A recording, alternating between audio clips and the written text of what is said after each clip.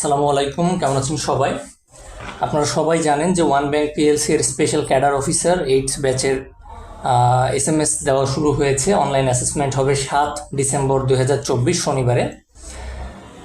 তো সেখানে কি ধরনের প্রশ্ন আসতে পারে, কোথা থেকে প্রশ্ন আসে, কোন কোন সাবজেক্ট থেকে প্রশ্ন আসে, অর্থাৎ পুরোপুরি টেস্টটা আসলে কেমন হয় সেই ব্যাপারে আজকে আপনাদের সাথে কথা বলার চেষ্টা করব।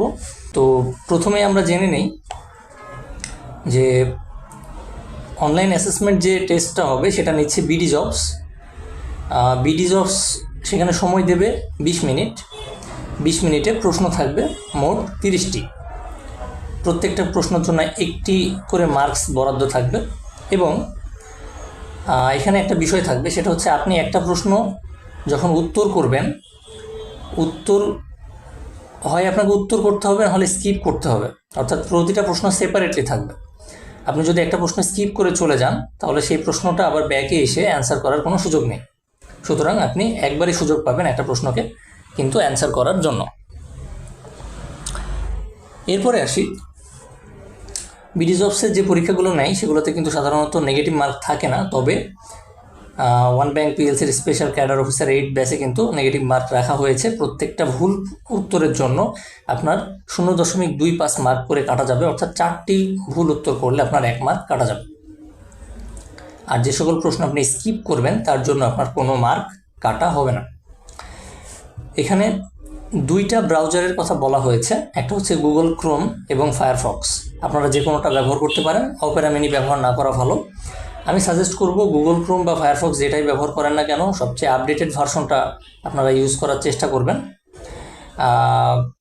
আর হচ্ছে চেষ্টা করবেন যে যারা মোবাইলে পরীক্ষা দেবেন, এই প্রশ্নটা বারবার আসে যে আমরা আসলে মোবাইলে পরীক্ষা দিতে পারবো কিনা। হ্যাঁ, আপনারা মোবাইলে পরীক্ষা দিতে পারবেন, তবে আপনারা চেষ্টা করবেন মোবাইলে যারা পরীক্ষা দিবেন তারা ডেস্কটপ মোডটা চালু করে নেওয়ার জন্য। অর্থাৎ মেসেজে যে লিঙ্কটা দেওয়া আছে, আপনি গুগল ক্রোম বা ফায়ারফক্সে সেটা ওপেন করবেন, করার পরে আপনার ব্রাউজারে ডেস্কটপ মোডটা অন করে নেবেন। ব্যাংক এশিয়ার কিছুদিন আগে পরীক্ষা হলো, সেখানেও কিন্তু অনেকেই মোবাইলে পরীক্ষা দিতে পারেন নাই, কিন্তু মোবাইলে কিন্তু আসলে পরীক্ষা দেওয়া গেছে। যারা ডেস্কটপ মোড অন করে পরীক্ষা দিয়েছে তারা কিন্তু আসলে পরীক্ষা দিতে পেরেছে। তো এটা একটা বিষয়। এবার থাকবে 30টা প্রশ্ন। এখন আসি আমরা প্রশ্ন বিশ্লেষণে। গত বছর যখন পরীক্ষা হয়েছিল স্পেশাল ক্যাডার অফিসার 7th ব্যাচের, তখন কিন্তু মোট প্রশ্ন এসেছিল 25টি প্রশ্ন এসেছিল মোট 4টি সাবজেক্ট থেকে: ইংলিশ, ম্যাথমেটিক্স, আইসিটি এবং জিকে। আবার বলছি, ইংলিশ, ম্যাথমেটিক্স, আইসিটি এবং জিকে।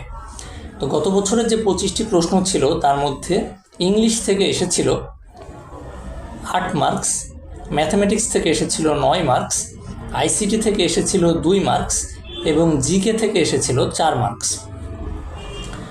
তাহলে যদি আমরা একটু দেখি, ইংলিশ এবং ম্যাথমেটিক্স থেকেই কিন্তু মোট টোটাল প্রশ্নের 17 মার্কস এসেছিল। তাহলে 25-এর ভেতরে 17ই কিন্তু এসেছে ইংলিশ এবং ম্যাথমেটিক্স থেকে।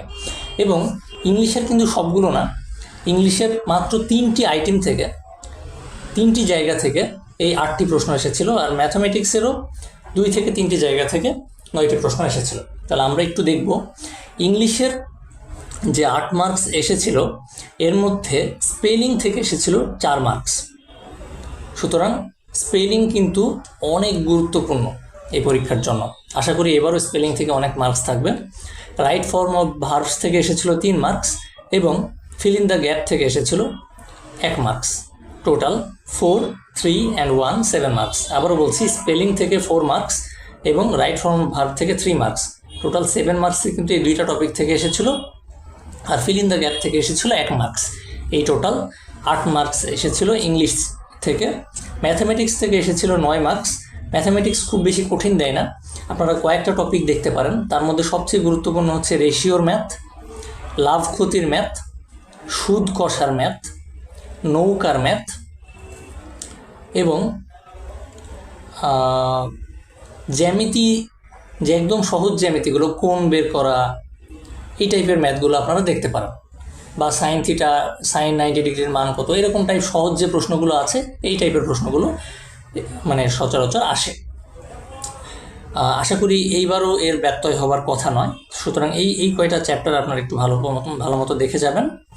আর আইসিটি থেকে যে দুইটি প্রশ্ন এসেছিল সেই দুইটাও খুবই সহজ প্রশ্ন। যেমন একটা প্রশ্ন এসেছিল WWW এর ফুল ফর্ম কি, ওয়ার্ল্ড ওয়াইড ওয়েব। সুতরাং এই টাইপের সহজ প্রশ্নগুলো সচরাচর আইসিটি থেকে দেয়। এবং জিকে থেকে যে 4টি প্রশ্ন এসেছিল সেটি তার মধ্যে বাংলাদেশ বিষয়াবলী থেকে 2টি এবং আন্তর্জাতিক বিষয়াবলী থেকে 2টি প্রশ্ন এসেছিল। এবং যেই প্রশ্নগুলো এসেছিল সেটাও আসলে খুব বেশি কঠিন প্রশ্ন না, এটা আপনারা একবার দেখলেই আসলে বুঝতে পারবেন। তো আমি চেষ্টা করব আপনাদেরকে এই ভিডিওর শেষে গত বছরে আসা কিছু প্রশ্নের স্যাম্পল আপনাদের সামনে উপস্থাপন করার জন্য দিয়ে দেব, যাতে আপনারা বুঝতে পারেন যে আসলে প্রশ্নগুলো কেমন হয়েছিল।